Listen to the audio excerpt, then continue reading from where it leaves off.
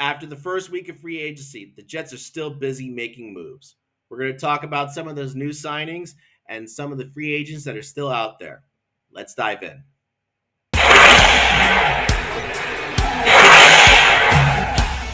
Welcome back.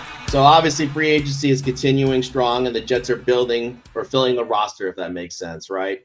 We have a whole bunch of names that came up after the first week. Most of them are minor signings, but they're interesting signings, right? They signed Stone Smart, tight end, Derek Nandi, Tyler Johnson, a wide receiver, Chris Boyd, a corner, Kenny Nwagnu, if that's pronounced right, Jay Tufeli, DT, an Austin McNamara, a punter, and also re-signed Jamie McNamara. Holy shit, that's a lot of names, guys. Jesus Christ. John, can we just have you pronounce names from now on? Maybe that's These are tough names, man. And Jay Quillen. Jay Quillen. I mean, you mean Jacqueline? Go ahead. You give it a shot. Go ahead. Go through it. Go through the freaking names. I dare you. I mean, you know, the Nadi is a hard one, but McNamara is not. Yeah. Kene Nwangwu. Nwangwu. Jay Tufel, Austin McNamara, and re-signed Jamie Davis and Chris Boyd. I didn't say that one. Okay. All right, guys. What do you make of all these names, and not the pronunciations, but the names in terms of what the Jets are doing to fill the roster?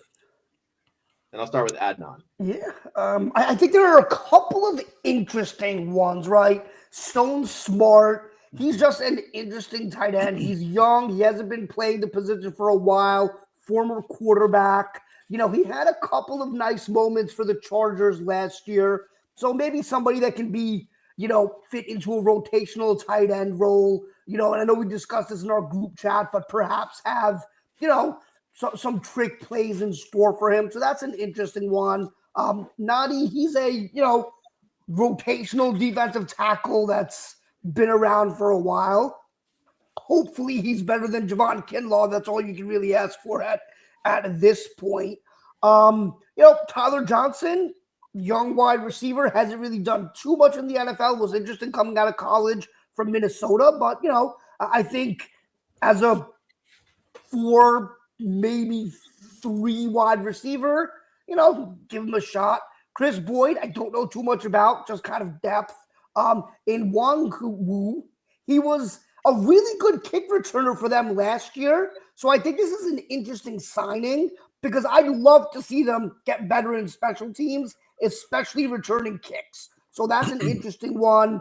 McNamara, I guess some, you know, just some competition for Morstead.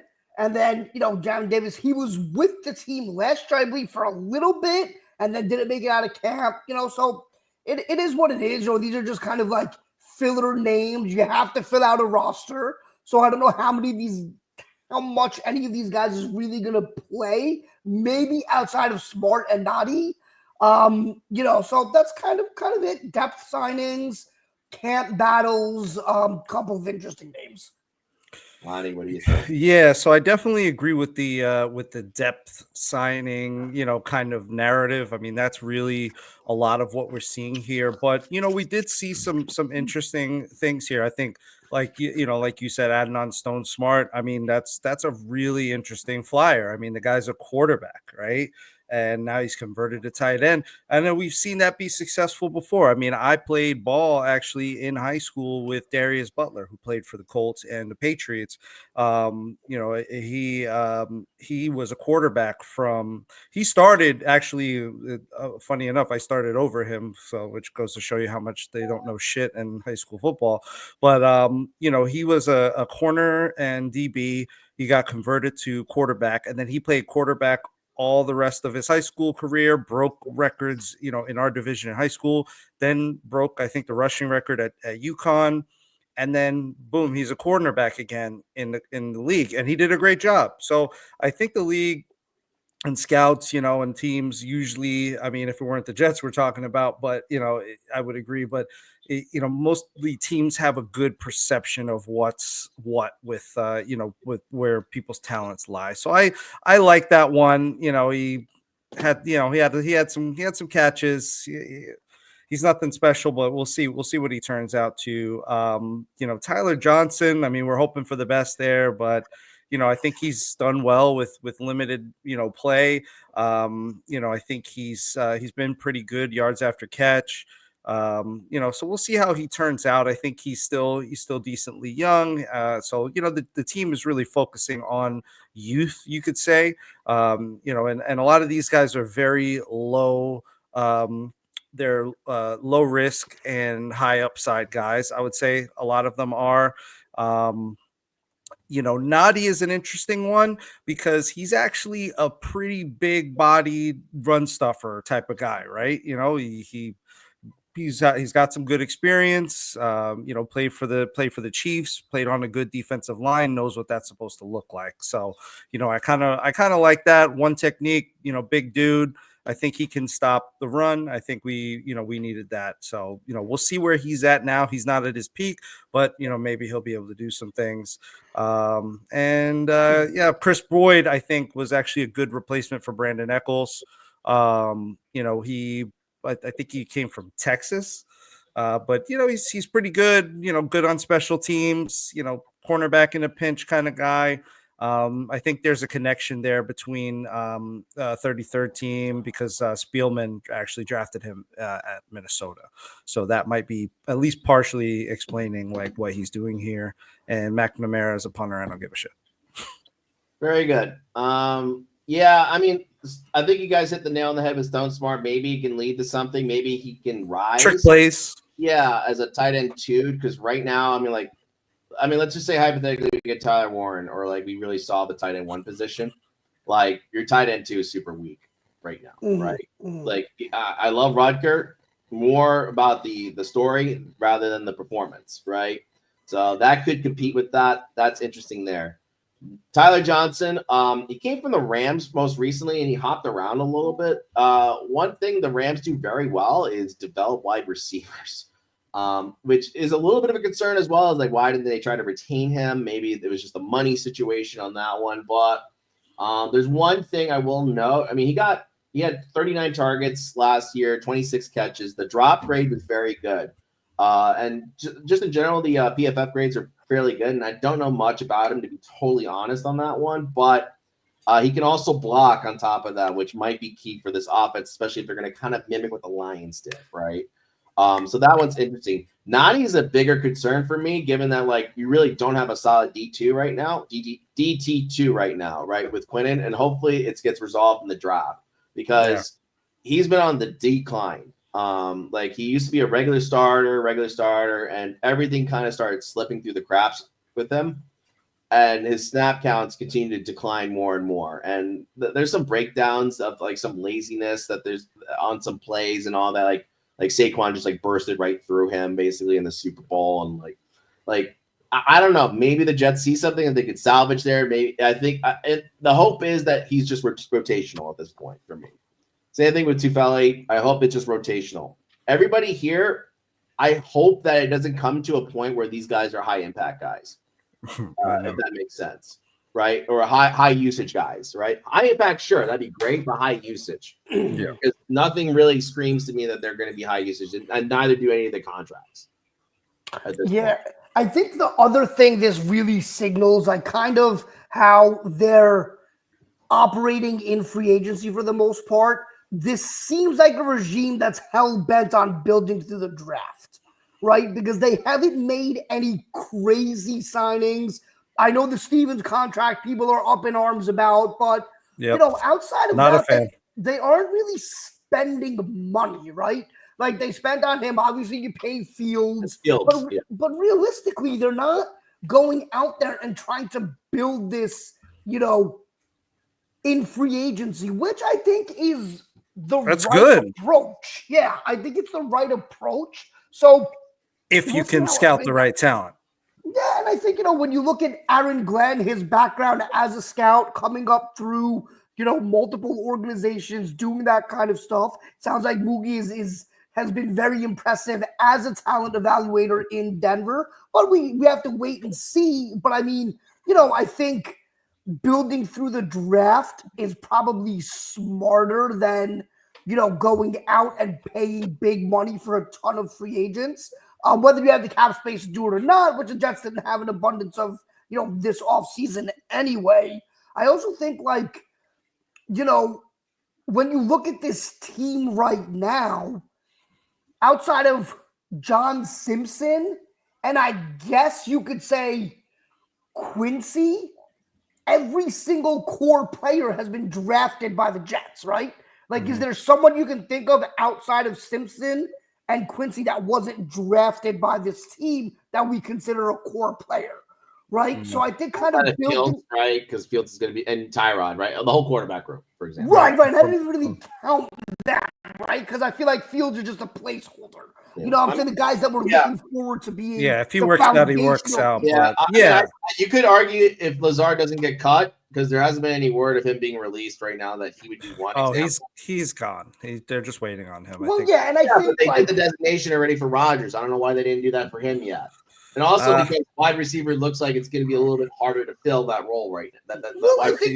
Right now. They're probably just keeping him on the line as like a last resort. Well, right, and I think you look at how look at how the draft plays out. See how it plays out. Yeah, I feel like a lot of these guys that are still available at wide receiver may be available after the draft, right? So it's kind of like see what you can do in the draft, and then see if you can fill whatever other needs with the remaining free agents. And free agency is deep at wide receiver. There's a lot of good free agent talent, and we'll talk about that eventually. But well, we could just segment into that because this is kind of part of the whole thing, right? We want to go to the spreadsheet, I guess, in that case. Yeah, sure. All right, so I built a little spreadsheet because I love Excel and all that. Essentially, I took nerd. I took essentially PFF's top 100, and let me just put us at the bottom over here to make more sense here. And I'll go in after that. But basically, the way this works is I took the remaining of the top 100 that are still available. I ranked the positions in need on a scale of 1 to 5, and 0 for a Jet that's still on this PFF 100 list. There's about 60-something names on it. We rank the positions as follows in terms of need. Wide receiver, tackle, because we still have a right tackle in need, is considered a 5. Safety is still considered a 5, considering that right now you only have Tony Adams and Cisco right now. Tight end is definitely a need. D tackle, I put it at a 4 just because they did feel a lot of it right now, right? Edge is always a need. It's going to be a 3. Guard, I'll keep it at a 2 right now, and the reason for it is because in the event that they decide to go guard during the draft and put AVT in tackle, even though we don't agree with it, he should stay at guard, but it's always in there. And then the rest of them are definitely not needs anymore, although you could argue quarterback is the ever-ending need of the New York Jets. Yep. So we go back to this list. Let's just say hypothetically, let's take out all the 0s, 1s, 2s, right? And we have all these names that are still listed out here. And now I'm going to show our beautiful faces at the bottom. Some big names are still out there. And actually, I can't believe Calais Campbell's still in this freaking league right now. I would love to get that on the cheap because that dude's a fucking monster. Yeah, he's a beast. He's a beast. But also Jedrick Willis, I mean, that could make sense at tackle, so you don't have to handcuff yourself to drafting a tackle, and then you could just go all out with Tyler Warren, hypothetically, right? Yeah, I have no interest in Keenan Allen, I'll tell you that. No interest in Von Miller. Amari Cooper, if we could get him for a deal, I mean, of course, I think he's a solid veteran guy, but I think, just kind of harkening back to what we were just talking about, the Jets are going young, they're going cheap, they're going upside, and they want to build through the draft. So I don't know how likely it is that they go for someone over 30 like Cooper is. But we'll see. I mean, we'll see what happens with the draft. But that's a good point. They probably are looking to build heavily through this draft and through the draft in general, and then they'll fill holes with the remainder of free agency because they are pretty deep at a number of positions like wide receiver there. Yeah, that's funny. Elijah Moore's name's here. He's technically drafted by the Jets. Yeah, I saw that too. No interest. I like Tyler Lockett a lot, but here's the guys that are considered wide receivers in the group, right? And if you can get one of these lower hanging fruit guys, that are going to be a little bit cheaper, I say go for it, but they have to be sub $10 million, and you have to get rid of Allen Lazard and then draft somebody day 2. I like Lockett, man. I think he still got it. I think he's obviously lost the step. They let him go for a reason, but if you're in a pinch and you don't want to pay up for Amari Cooper, I think you could probably get a good deal on Tyler Lockett. Good hands too. Good hands. None anything there. I think it's, I get it. I think Monty said it. I don't think they have any appetite for any of these guys. They're looking for low cost, high upside. The draft young. is young. The draft is, deepest in the second and third round, kind of into the fourth, right? There are a lot of receivers there. There are a lot of players there that you can go and get. And I just think they're going to prefer to do that. And I wouldn't be shocked as a Jet fan if come, June 1st, that all of these guys are still free agents, or at least none of them have been signed with the Jets, and that Allen Lazard gets cut anyway, right? So I think that it's going to be an interesting exercise to see how they build the wide receiver room. But, I don't think they're worried about, we have to do this, right? And I appreciate that they're not acting with desperation, right? They're not saying, oh, man, we have Garrett Wilson and a whole bunch of nothing. Let's go sign Stephon Diggs for 3 years, $69 million with $26 million guaranteed, right? That's insanity.